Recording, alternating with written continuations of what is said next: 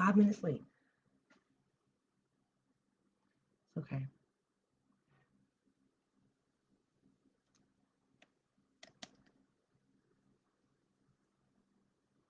Don't know what that is. Hello.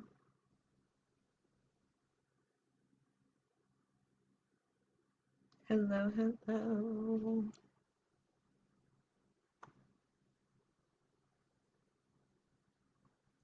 Let's see. Mm, mm.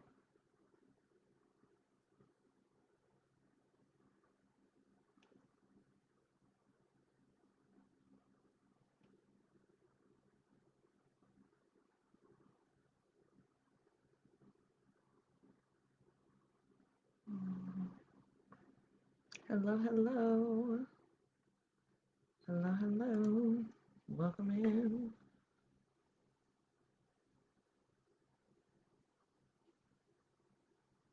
Okay, I'm gonna share it everywhere.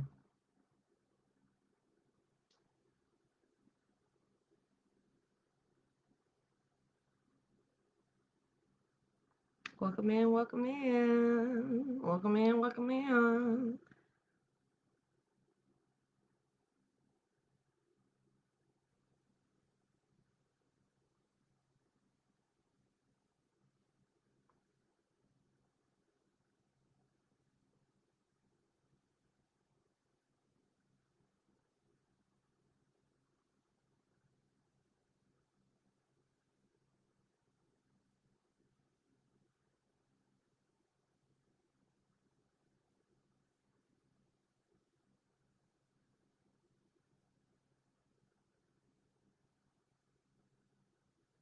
Mm-mm. And then share this. No, easier, just do it this way.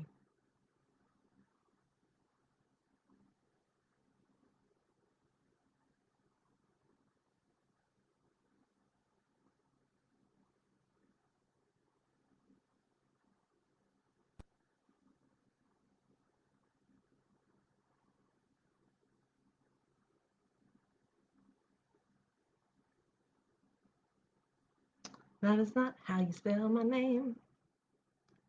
Ooh, let's see. I had to run to the store. For those of you that are watching the playback, playbacks can be kind of quiet at the beginning for lives. So, um,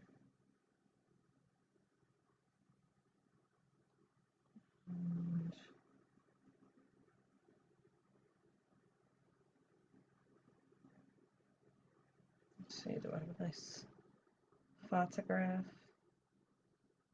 I have a nice photograph that I can stick up here.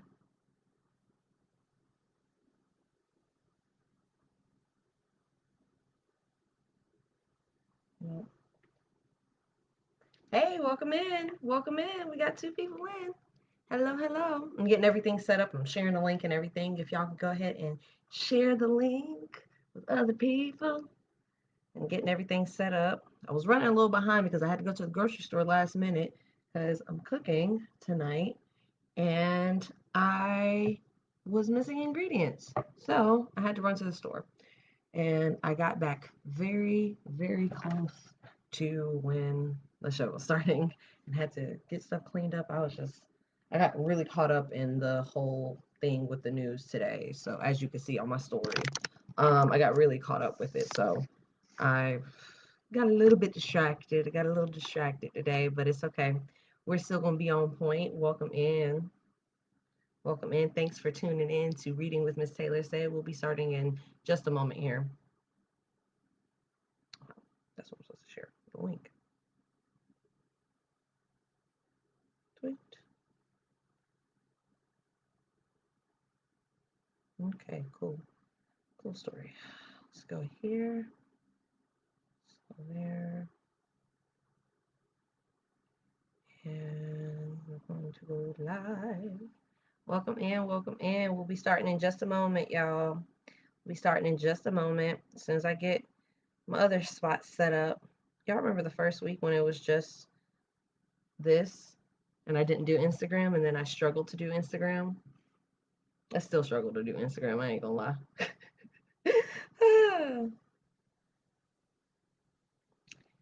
I also forgot that that tonight, would it be petty of me to use a filter on Instagram?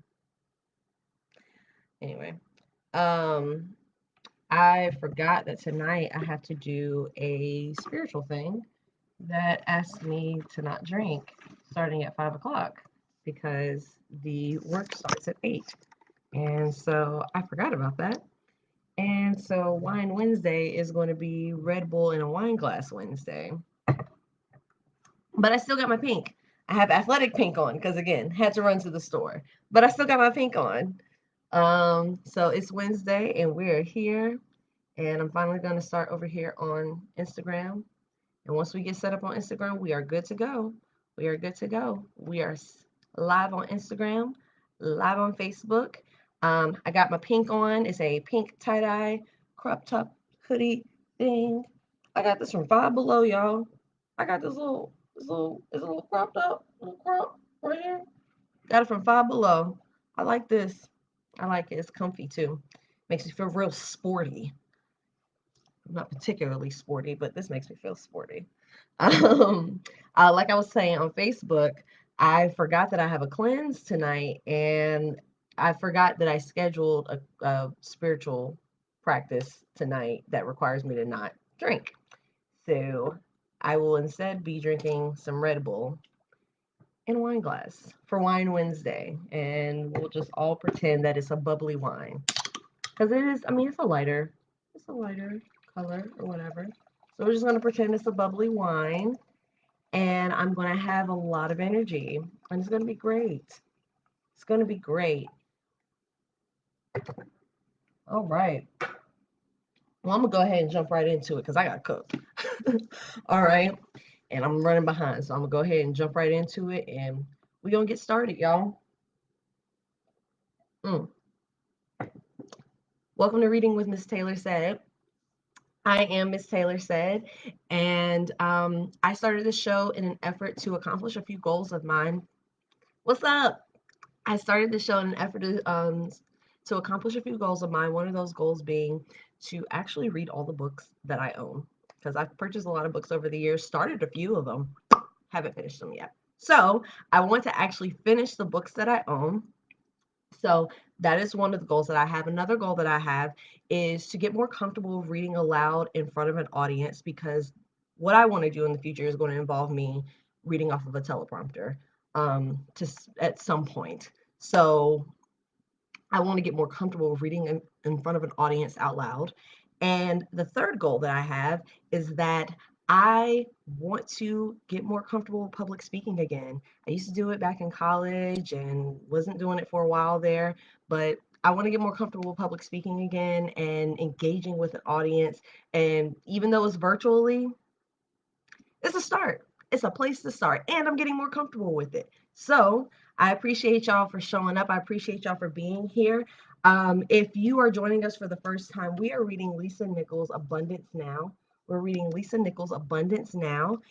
We are in chapter 4, and again, I always do this. I always forget. Here it is. We're in chapter 4 right now. And right now we're looking at the 4 E's. That is your path to an abundant future. The first E being enrichment, as you develop your whole self into a focused and abundant thinker. The second E is enchantment, connecting with others and developing relationships that will support you in success. And the third E is engagement, that comes from pursuing work, either employment or your own business, that leads to exciting experiences and or ably bankrolls whatever you want to do. And the fourth one is endowment.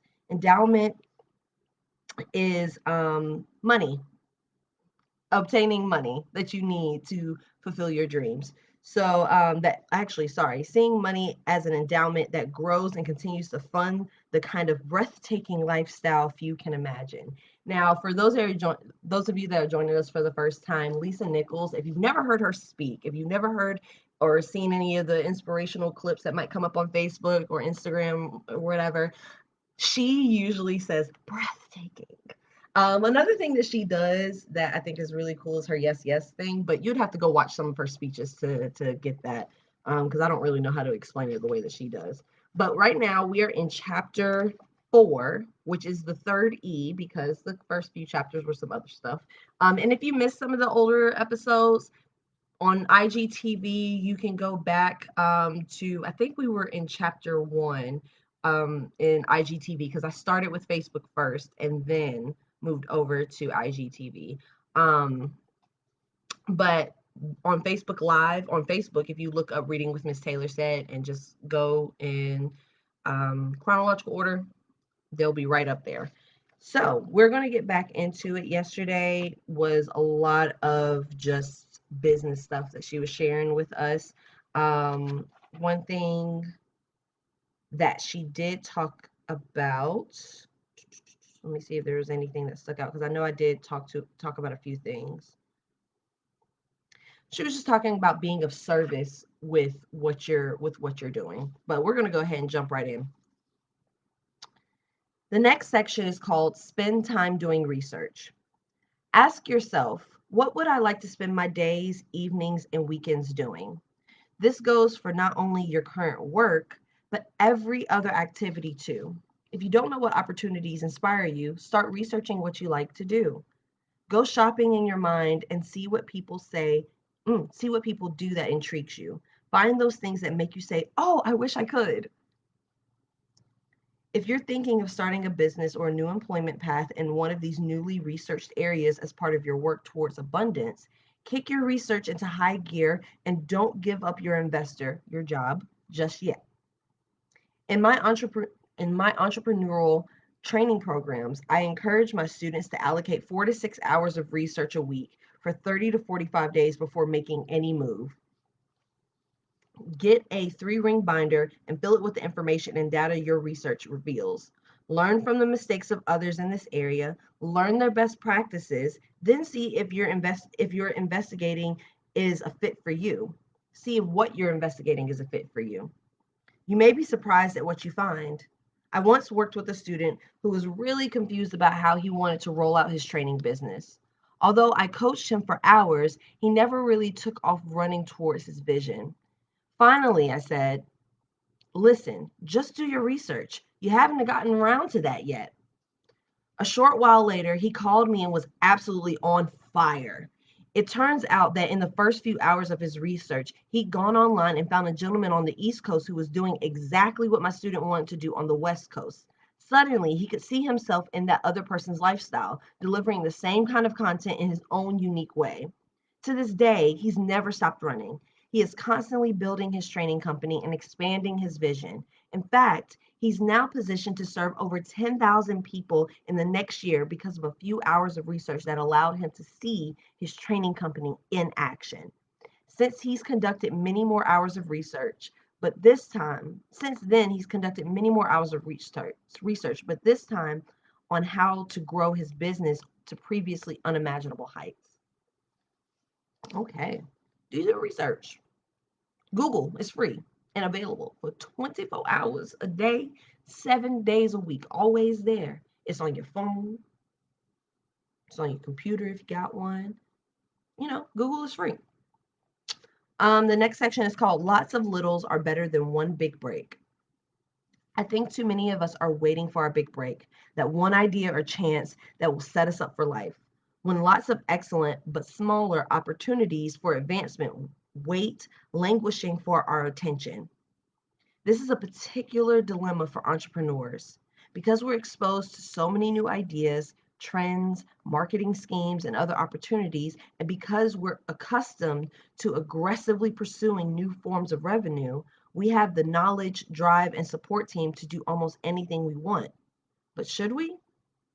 I contend that lots of smaller opportunities which steadily build upon what you're doing now are worth far more in the long run than one big break for which you have to disrupt all other activity. And Lisa Nichols has a quote in here by her. It says, abundance is your birthright. From the day you were born, You are allocated an abundance of joy, love, opportunity, and an abundance of prosperity, ideas, and resources. It is your birthright merely because you were born. Don't give away this blessing that was allocated to you.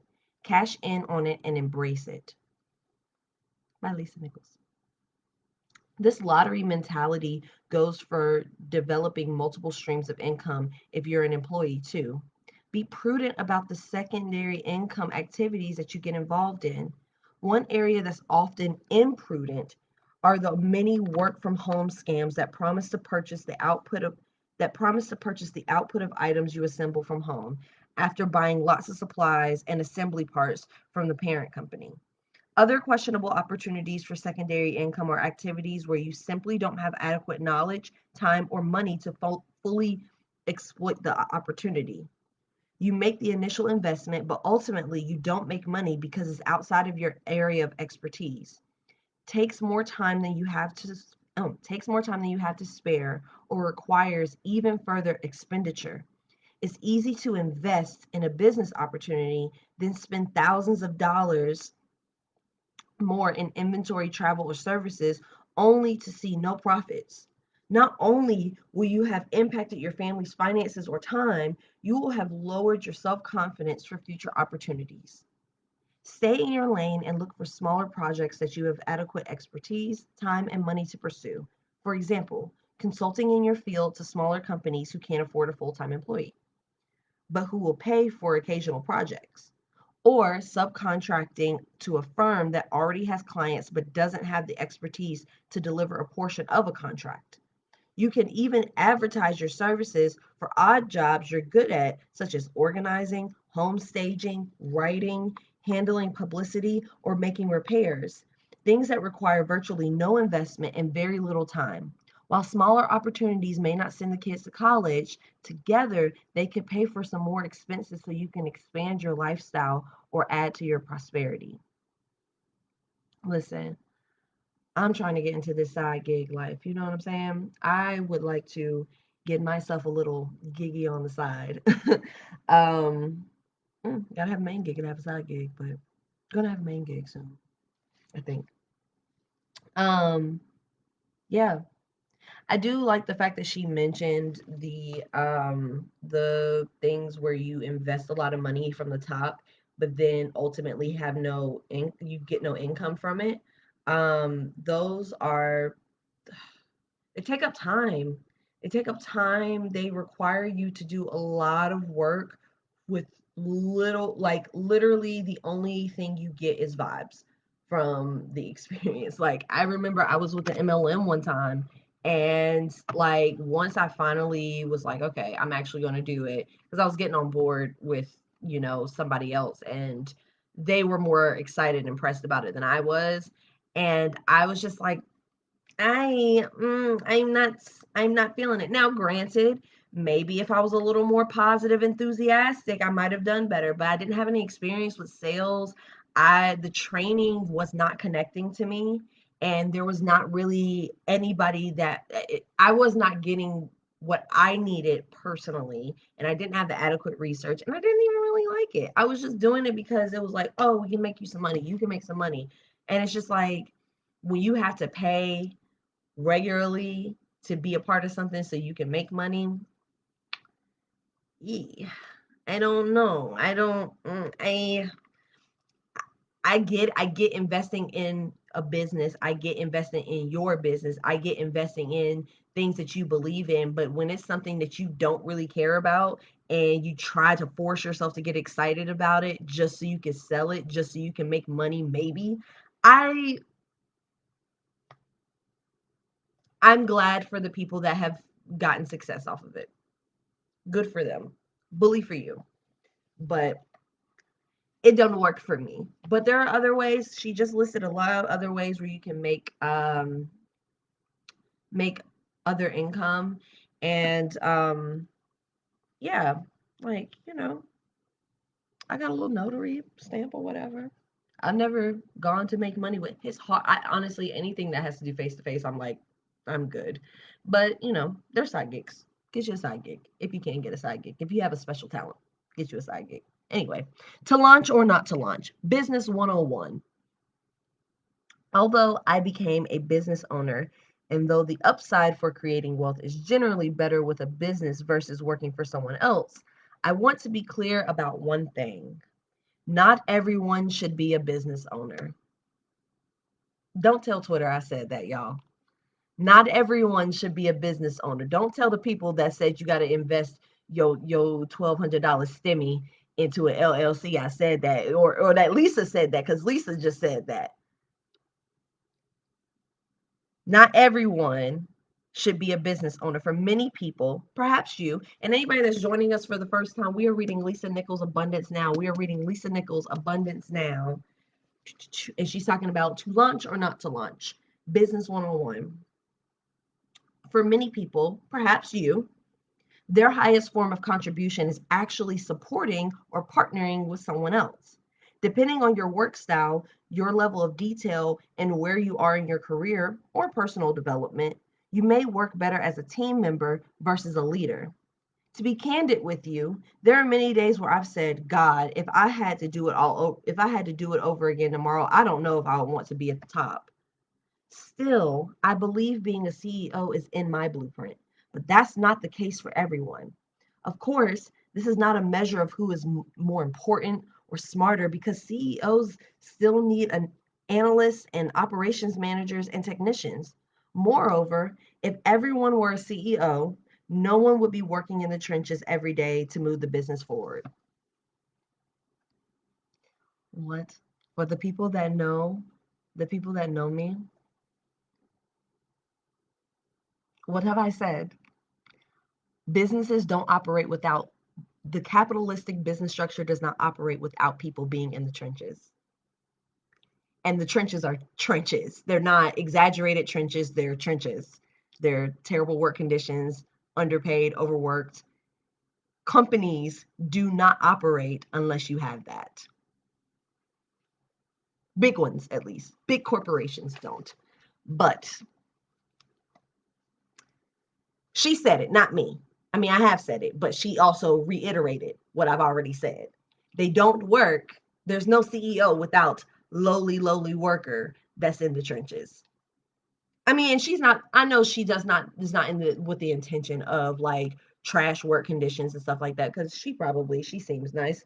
She may she probably treats her lowest paid employees well, and does right by them and everything like that. But a lot of these corporations don't.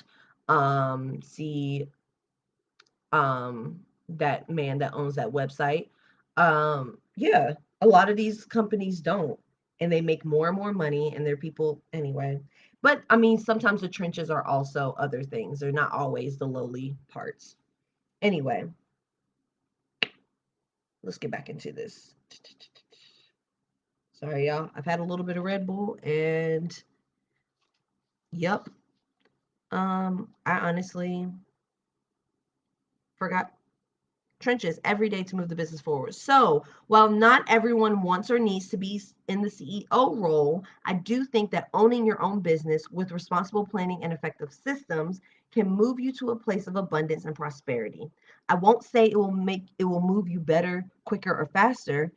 However, however, it took me 20 years to get to a place where I could take my company public. And I can't say it's more freeing either, because for many years I was tied to my business while my friends who were employees got to take vacation days. They didn't have to own the vision and build it too.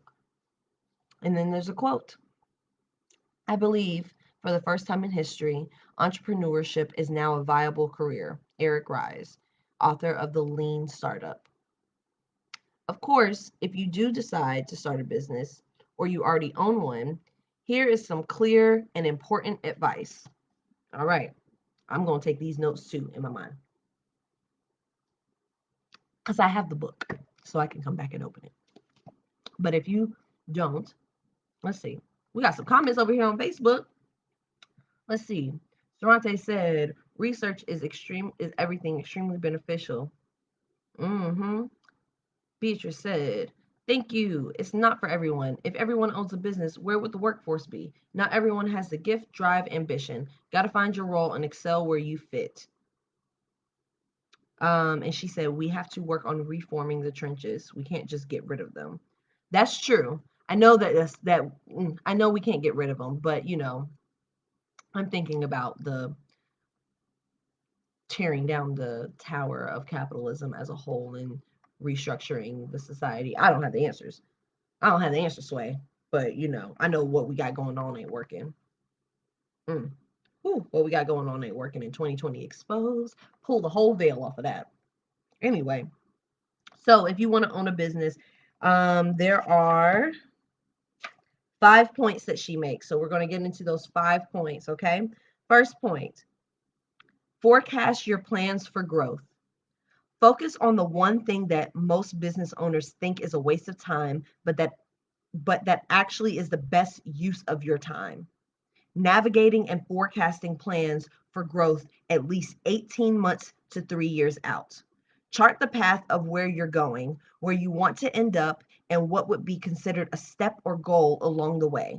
This way, you're not reacting to opportunities, but rather you're creating opportunities in the direction of your plan.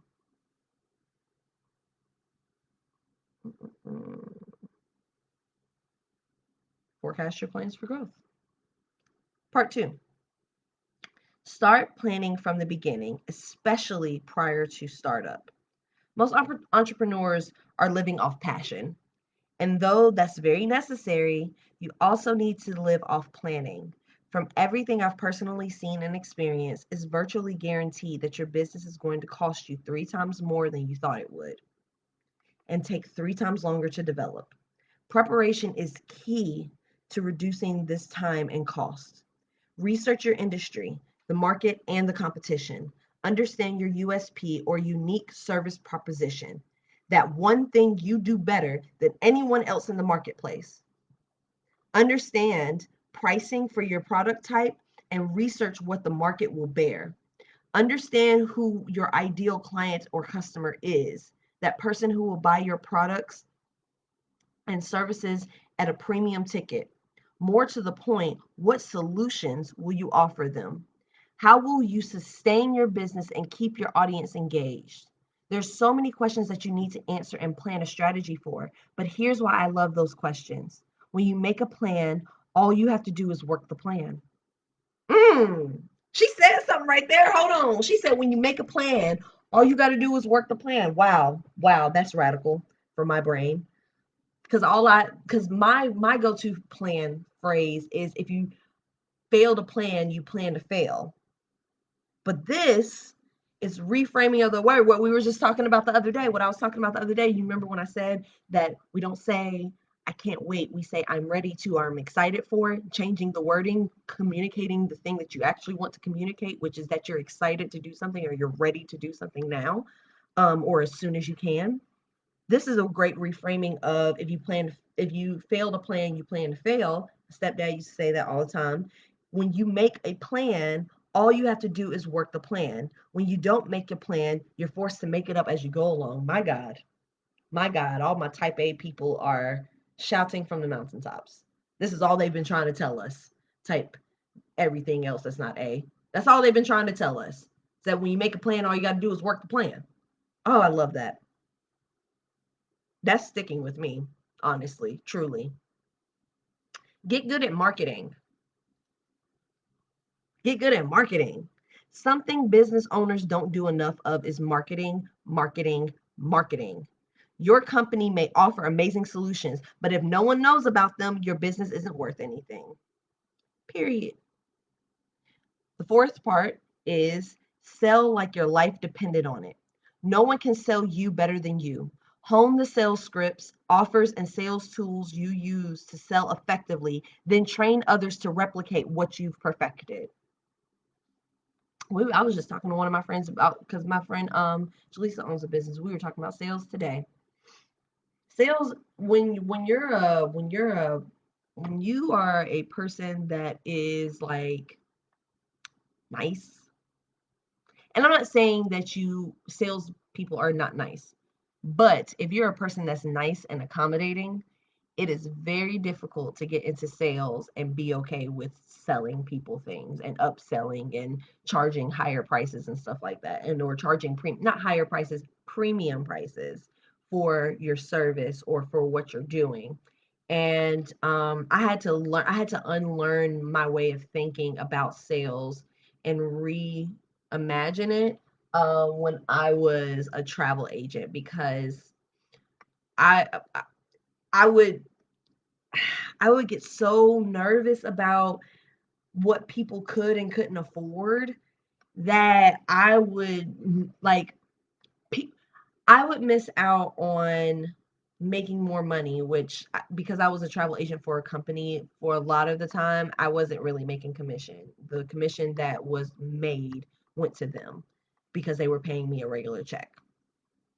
But but I I'm missing out on more money, and they're missing out on the best quality service that I can offer, or the best quality activities, or whatever it is that I can offer. They're missing out on that if I undersell myself, or if I try to be modest about what I think they should purchase or how much money they should spend. Listen, if people are coming to you for your services, and they and you have something that they need. Unfortunately, we live in a capitalistic society and we got bills. So, I mean, you know what it takes, and you know what it's taken for you to be in a position where you are an expert in whatever it is that you're offering to people. You've either spent a lot of money on education, you've spent a lot of time doing research or getting experience, you have spent, I mean, those are the main two. You've spent a lot of money on education, and you spent a lot of time learning the thing. And then you could have also spent a lot of time practicing the thing so that you can get better at it, and buying books and buying equipment. And what if you're creating something, you spend all that time, you spend hours and days or whatever creating. And so by the time that you get to the person that needs to buy your services, and they're just like, you got a discount, you got that time back that I just spent making it so that I can make this thing for you, or do this thing for you, or write this thing for you. Did you? And I'm not being, and I don't mean to be no type of way, because I also I understand. Sometimes, like, there are some people now, there are some spiritual people I follow, and they have products that I really want to buy, but guess what? Their products are out of my price range. I can't pay $35 for a bottle of oil that's this big right now. Do I want it? Yeah. Do I feel like I need it? Oh, probably. But I can't get that right now. But guess what? Somebody that got the $35, they're going to get it, and they're going to sell out. They're going to sell out of their product. And one person that can't afford it today, it doesn't mean they won't come back and be able to afford it later, or make a way to afford it, because it matters that much to you, because you showed how much you value yourself by setting a premium price. And y'all, again, I'm saying this from the experience of sales as a travel agent, not as someone that had their own business, but because of the fact that with my with what I learned and the trainings that I did, and that kind of stuff. Like, honestly, if we had charged a service fee that I would be able to take home and pocket, I would have been uncomfortable with telling people that. But guess what? I spent hours at work doing trainings. I spent hours at home also doing trainings and doing research and doing quotes at home for free, because I had a micromanaging regional manager. Anyway, but I was doing stuff at home. I was reading at home. I was reading at work and doing trainings at work while also doing my job, which was full within itself. The training was a full-time job within itself. Like, there was one training for one company that was like, they said up there, it's going to take you 40 hours to complete this training. And you mean to tell me, if I'm not somebody that works for a company as a travel agent, if I'm working from my own office, you mean to tell me that if I'm charging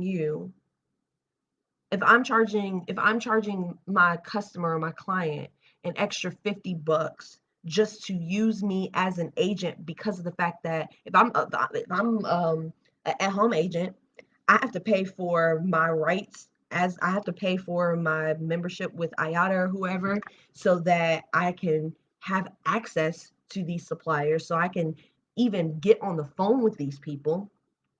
I have to sit on the phone for hours. I have to do trainings, which, like I said, one company, not the and y'all know there are hundreds of travel companies, cruise lines, airlines. There's hundreds of them. You know, like hotels, resorts, like all those places, like packages, not packages, FIT, freaking tour companies, it's all of that. But even to have access to it, you have to pay for a membership to a play to a association, so you can get access to it. So if I'm paying that money so I can have that access, or paying for my certifications and my licensing, paying to be able to do these trainings, paying for access to all these things, if I'm paying for all of this stuff, and then I'm paying for it, and then I'm doing the training, and then I'm doing the work, and then I'm doing the additional work, which is doing things like sitting on hold, and then you come and sit at my desk and you're like, well, can I get a discount, or why are you charging a service fee? Baby, baby, let me show you, my back office, so you can see the cost, to even get to the point where I can suggest one 4-day cruise to you. Okay, like it's there's value in what you do, because of all the work that you had to put into it, even before you add your own personal touch to the whole thing. There's value in what you have to offer, and you should not sell, like, anybody that's seeing this, you should not sell yourself short or undercharge people. And when I say undercharge, I mean, like, just considering, it sounds so harsh.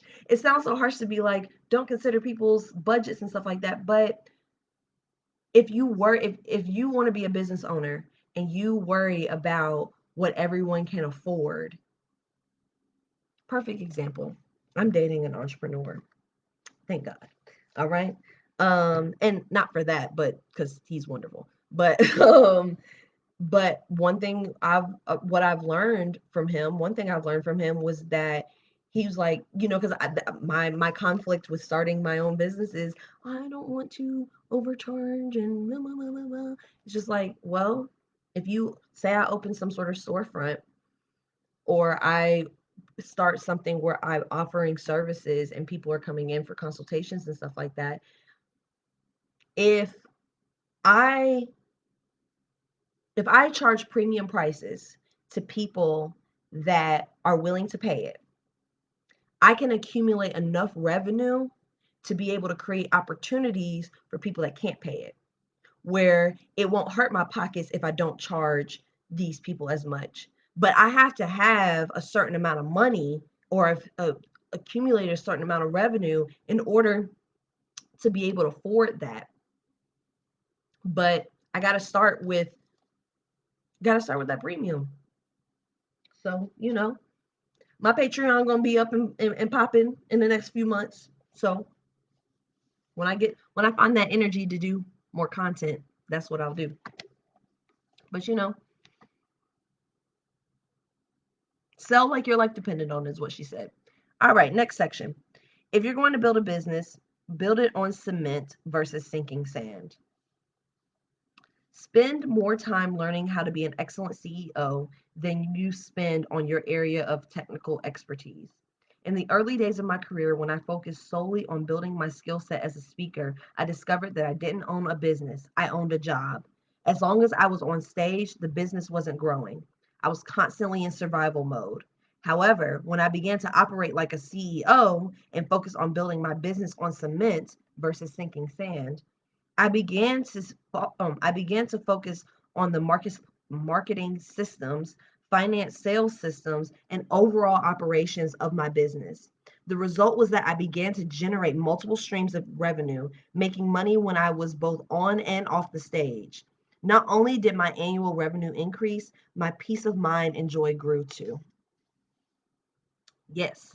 Let's see what we got. Doesn't always have to be backup plans either. My mom always told me to have a plan A, B, C, D, and sometimes E, and it saved me so many times. Amen. Always got a plan. Multiple plans. Backup plans. Backups to the backups. Backups to the backups to the backups. Okay? I mean, listen, I want to, I'm getting there, working on it, changing my mindset. Because changing your mindset and actively taking action to change your mindset is a tedious task. Changing your mindset is a tedious task. It takes daily practice. It takes reading every day. It takes conversation, regular conversation. It takes discussion. It takes bringing yourself around people that either are where you want to be or are going on a path close to where you want to go. And when I say going where you want to go, it doesn't necessarily mean that they're going to the place that you want to go. That doesn't necessarily mean that they're going to do the thing that you want to do. My friends, ain't none of my friends trying to do what I'm doing and read books and be speakers and stuff like that. All of my friends ain't trying to do that, but I have friends that are in like creative spaces where they want to speak, or they're in creative spaces where they will be in presentation, or they have to create words. They have to create words and everything to do what they do, but we got to be like-minded. We got to be like-minded. So welcome in. Welcome in. We are reading Lisa Nichols' Abundance Now. We are reading Lisa Nichols' Abundance Now. If you're just joining us, it's people popping in and out. People popping in and out on Instagram. I'm not used to this. Y'all, wait a minute. Wait a minute. Over here on Facebook. Instagram. Instagram don't know me like y'all know me on Facebook. Y'all, my videos from the last few days, they have like like there's a comma in the number of views on them. And I'm I am very excited about that. I'm very like on TikTok and on IG, some of my videos have a comma. And they're the ones that would get a comma. They are the ones that would have thousands of views because they're the scroll fast type of things. But I popped up on an explore page, and I'm excited about that. Like when I went and checked my video that I posted last night, it had 6,000 views. Actually, the last time I checked, it had 7,111 views. I'm so proud. We did it, y'all. We did it, y'all. We did it. I have a little virality on the internet. You know what I mean? Like, we did it, y'all. So I appreciate y'all. I appreciate y'all. Okay. It's only consistency. Now you listen. That dude that was on YouTube that was also on Wild 'N Out that had beef with the other dude that was on YouTube and they was in a video together. I'm not going into the names or whatever. He has this thing, and if you've seen it, you've seen it. And one thing I will say is that he has, yes, I'm gonna relish in my little victory or whatever. I'm excited. I'm excited and I'm happy. Look at the smile. Look at the joy. I did a thing and it did the thing it was supposed to do. And I'm very proud of that. I am super proud of that. And we are celebrating our little victories. I can't have wine tonight, but we're going to clink, clink, clink, clink to that. Okay? Faith, consistency, and hard work. That's what we're doing. Faith, consistency, and hard work. Consistency being the biggest one. Very proud of myself. Um, all right. So the next section, it says multiple streams of income are the best route to wealth. Ooh, ooh. Be aware that owning a business is not the only route to wealth, or even the best route, however you pronounce it. Multiple streams of income are, and you don't have to own a business or have numerous stable sources of income. If you work for someone else, but you want to expand your lifestyle or live a life assignment that's not tied to your job, start seeking out other ways to bring in income and at the same time pursue your passion.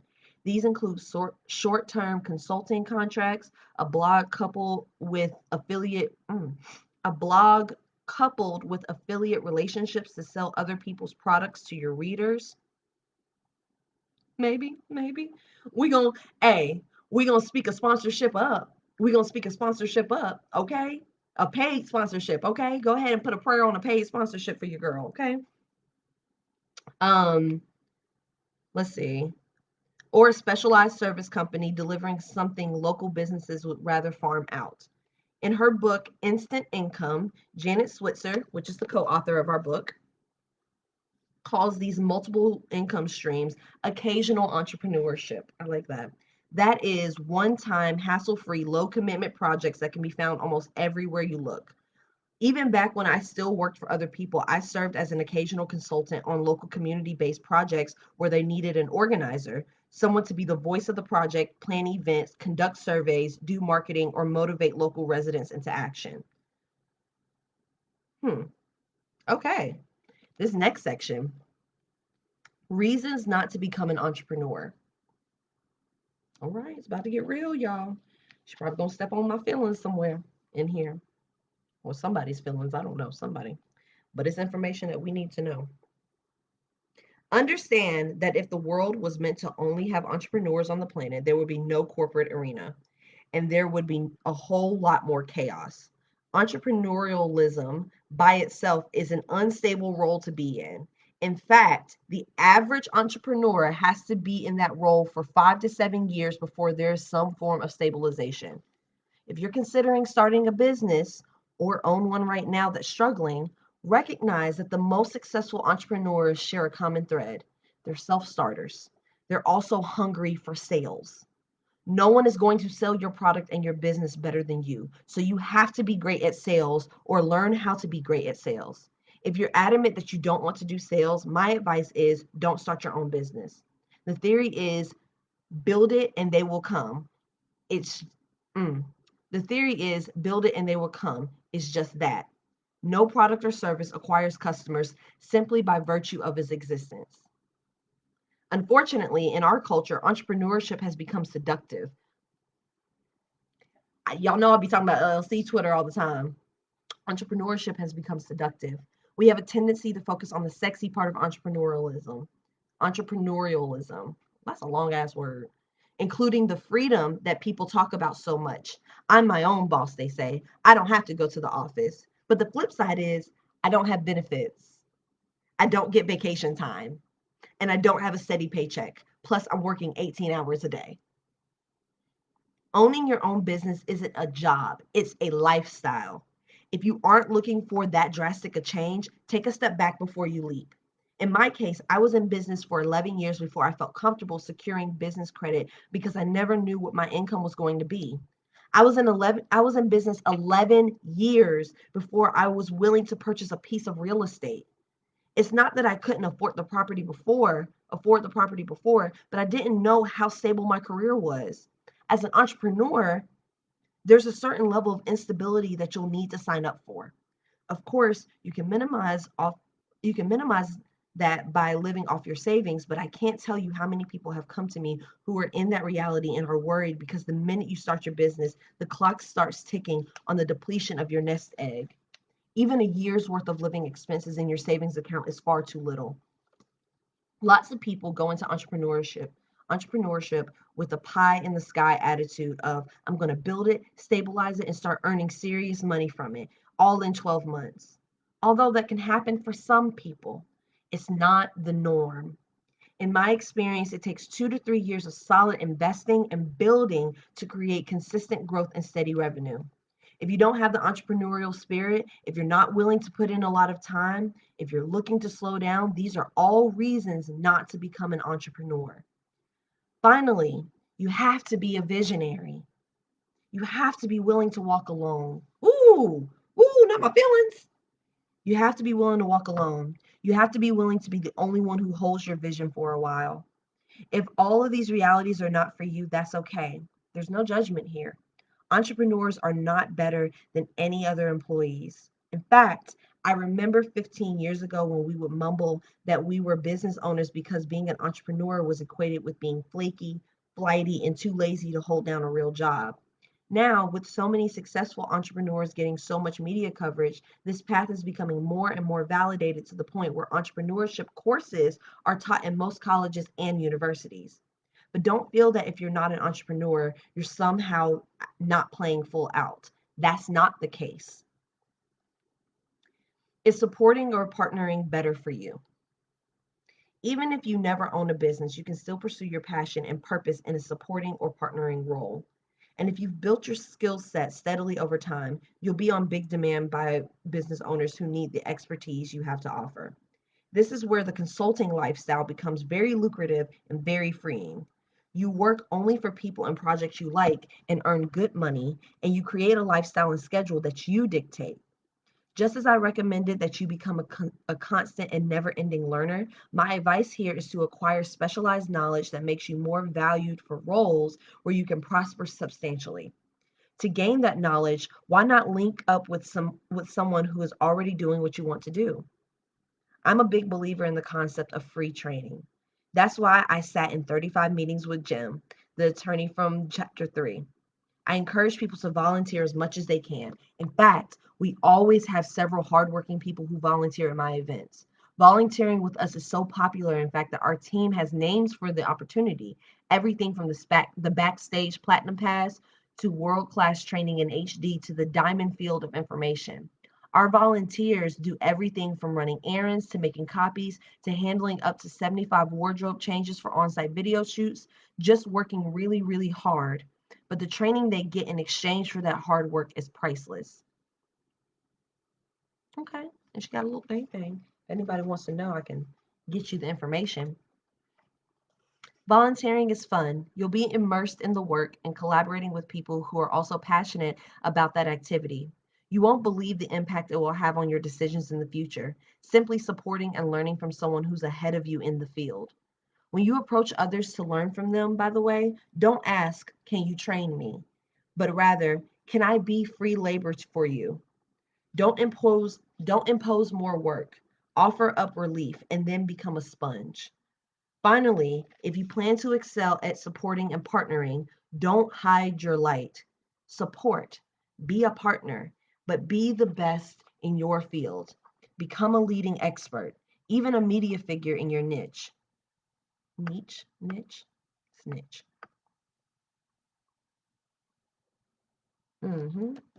She got websites and stuff down here in the footnotes. All right. So balance is a myth. Harmony is a must. Is the next section. We got 8 minutes.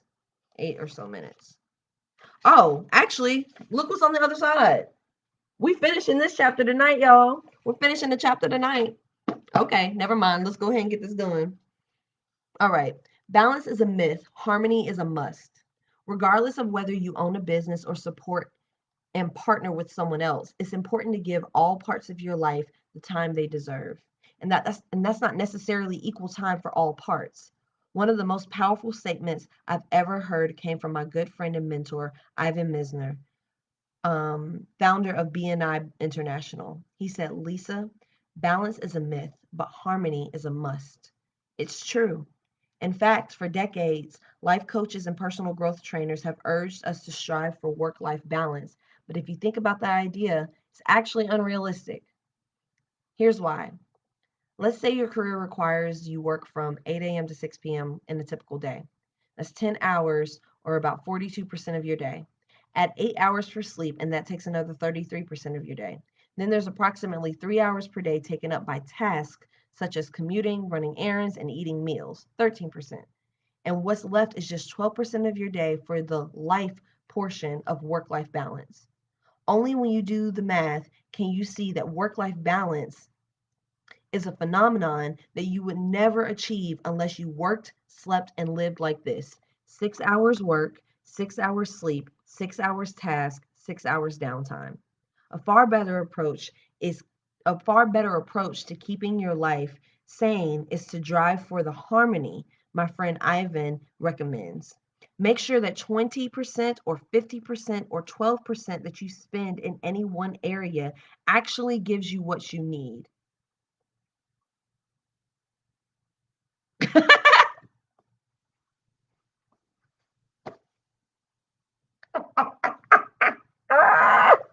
sorry, y'all. Sarante said something hilarious. He said, Taylor, she finna hurt someone's feelings. I don't know whose. 2 minutes later, Taylor, ooh, my feelings. Because I did. That's what happened. You was there. Uh, anyway, anyway, let's get back to here. Harmony and the work-life balance. It's the work-life harmony is what we're doing. Wow. Red Bull instead of wine gives a little bit of different energy than we would normally have on the show, huh? Yeah. Yeah. Ha. All right. Make sure that the 20% or 50% or 12% that you spend in any one area actually gives you what you need, whether it's 5% of your day spent in exercise and meditation, or 50% of your day spent in building your business, or 8% of your day spent in quality time with your spouse and children. Build benchmarks, boundaries, policies, and systems into these times to ensure they deliver what you need during the hours or minutes actually spent. If you commute 1 hour per day, attend your own drive time university, studying the greatest names in leadership, innovation, self development, or business via audiobooks or TED Talks. If your family time is limited due to your career, hire a personal assistant 3 or 4 hours a week to handle your record keeping, grocery shopping, laundry, errands, and other tasks that would otherwise cut into this time with your family. And with your job or business, strive to reduce mundane tasks. This is where those volunteers can come in so you can focus on your genius, which could ultimately lead to being able to work fewer hours while being more productive too. And then the last paragraph in the last section of chapter 4, create abundance through your work before moving on to the final step. Once you apply these newfound insights to your career or business, you too can begin living more abundantly, pursuing your current life assignment with joy, bliss, and enthusiasm. Of course, there's one more of the 4 E's that we have yet to explore: the endowment approach to money. And y'all, that closes up chapter 4, the third E, which was engagement. Oh, y'all, we are so close to being done with this book. Look at that. We're so close to being done. I can't believe that we've almost made it, y'all. I am pleased. I am pleased, and I hope you guys are too. We're learning so much.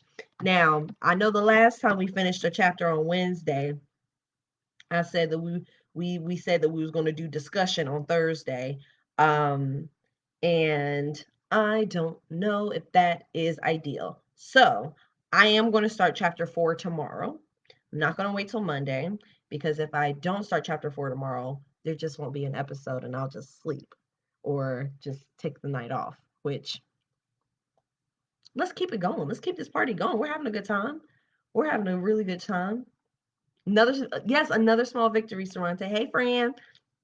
Um, I'm excited to start the 4th chapter tomorrow, and shoot, we might be able to finish this book by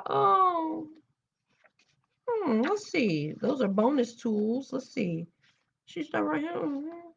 Shoot, y'all, we might be able to finish this book. How many days we got? We might be able to finish this book before we got a new president. Shoot. Um, I am thankful for you guys being here. I'm thankful for you guys showing up. This one was a tough-ish chapter to get through. It wasn't really tough because she puts things so gently, while also being real with you and being direct. However, it was a tough chapter to get through because the previous chapters were the previous E's. The first 2 E's were the ones that I feel like are my area of not expertise, but my area of interest, or my area of like low-key expertise or whatever. And it's like self-development and the relationships and everything like that. But the next two, last two, are about business matters and money. So money is the one that's real nerve-wracking. So I'm excited and nervous to get into this with y'all tomorrow. Anyway, I'm gonna go ahead and close this out. I appreciate y'all being here. Um, I appreciate y'all being here, and I hope that y'all had a great night. I will see you tomorrow at 6. And follow me on Instagram, Twitters, Facebook, TikTok, all Miss Taylor Said. If you look up Miss Taylor Said, you'll find me. And I appreciate y'all being here. Y'all have a great night.